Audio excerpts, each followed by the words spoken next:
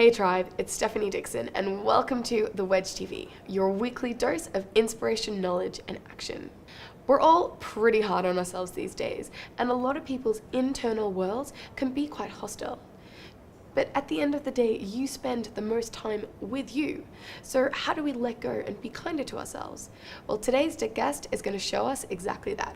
Sheila Dickson is a holistic healer, an inspirational guide, advanced soul realignment practitioner, writer and intuitive, and she's also my mum. Using a blend of all of these wonderful tools, she's created a truly unique platform as an effective communication coach. Hi Mum. Hi. Thanks for joining us. Okay. So I'd like to start off by setting the scene here. So everyone has this internal chit-chatter, and most of the time we can't even control it.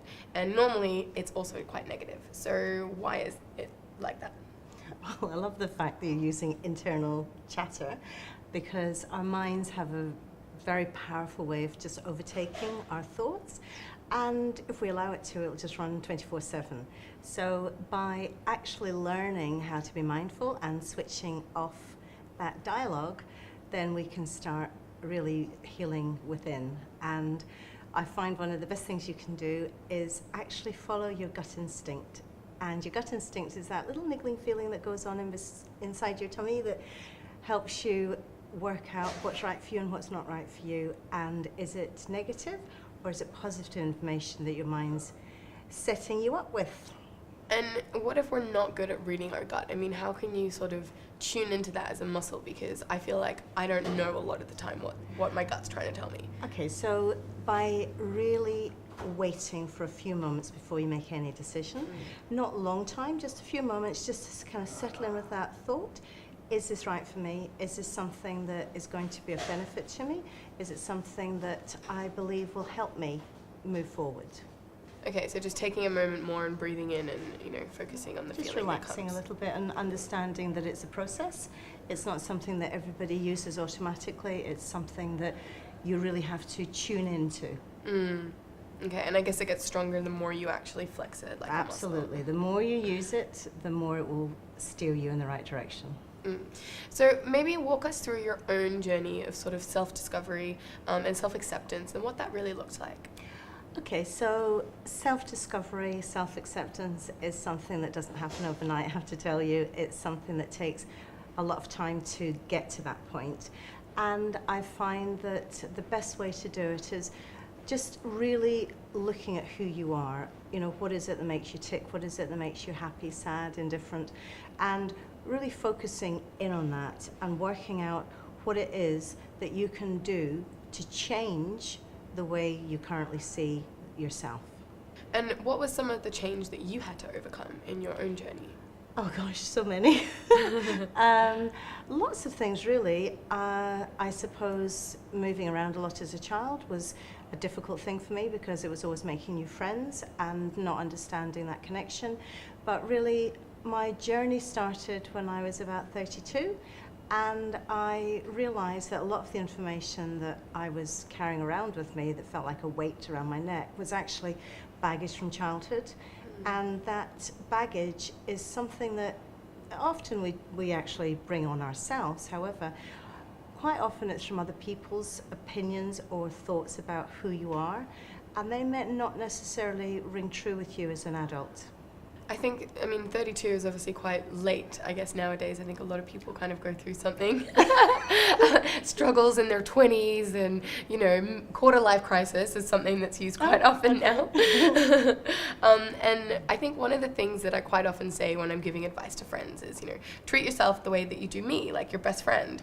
And I think that's something that I picked up from you. So can you sort of unpack that a little bit and advise someone how they can treat themselves like their best friend? Yeah. Often the last person we're kind to is ourselves.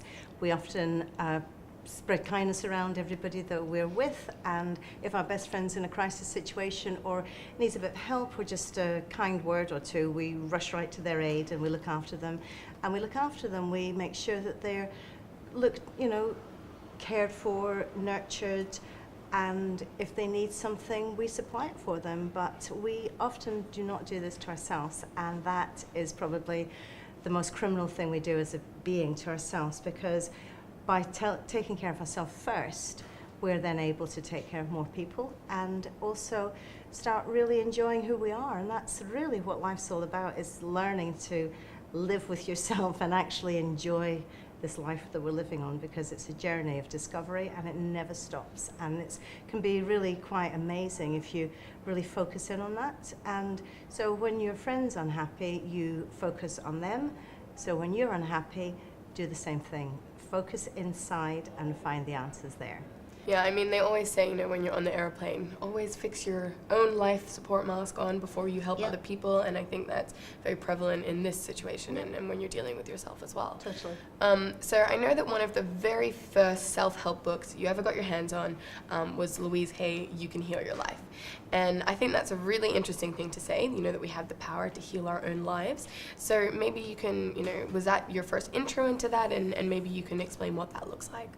The book Louise Hay, You Can Heal Your Life, was one of the most amazing gifts that was given to me. It was given to me by one of the girls' babysitters, and she felt I could do with this information. And honestly, I kept it at the side of my bed for about 2 months without even opening it. And then she said to me one day, "Have you actually looked at that book?" And I said, "No." And she said, "Well, if you're not going to read it, you can give it back." And I was like, "Oh, okay, well, all right, I'll have a look at it." So I opened it up and I started really absorbing the words that she'd written and realized that I needed to heal my life. I needed to help myself move forward. And by taking a few of the snippets that she has in that book, made me realize I needed self-work. And so one of the things I actually did, which was the hardest for me at the time, was mirror work. And I know you know about mirror work because we've talked about it often, but it was very difficult to talk to myself on how I was feeling, and often a lot in denial. So that was one of the first things that came to mind with me, and I decided quite radically, I suppose, really, but I needed to flatten my foundations, because up until that point in my life, they hadn't actually been working for me. And I decided to start a whole new foundations right from scratch. And so when I did that, it meant building up things that I actually liked about myself, which was something that I think, oh, that's quite nice. I think I'll add that to my foundations. And things that I didn't like about myself, I left well clear. And so the foundations I started building at 32 are now very much who I am today. So I like that idea of, reassessing your foundations. I mean, I'm sure that can't have been easy, and it probably took a lot of strength to get down to zero and rebuild from there. So maybe for someone who wants to take steps like that, what are some actionable things that they can maybe start doing today to start healing themselves or, rebuilding their foundation? Well, you could, obviously you don't need to flatten your foundations like I did. It was pretty dramatic, and it really meant I had nothing to work on, but that was what worked for me. Everyone works from a different platform, and so if you just need to make a few changes in your life, then start looking at being more mindful about who you are. Be very present within yourself, which means really taking on board where you are and how you are living your life, and is it serving you? Is it causing you upset? Is there things that you'd like to change in your life? Because I'm telling you right now, the only person that can change things in your life is you. That nobody else has got that power. You're the only person that can actually follow that through.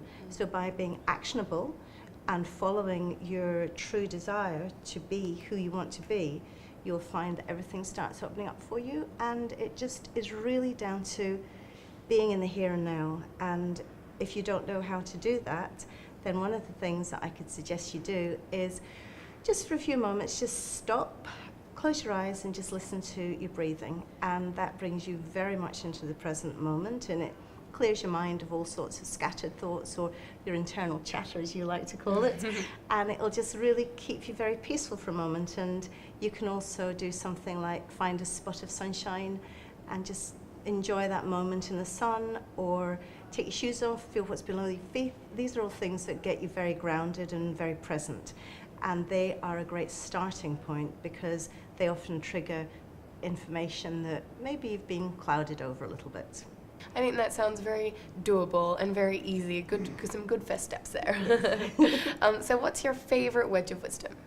Ooh, favorite wedge of wisdom? Easy. It's only change can happen when you change yourself, which is my tagline, and it's something that I believe in extremely strongly. What is knowledge without a little bit of action? So my mum and I have a challenge for you. We'd like you to write 3 things down on a piece of paper that you would like to change this month. Maybe share them with us if you like, and really focus on changing those 3 things first. Don't try to change the world, don't try to change all your foundations, just focus on 3 little things that you can change.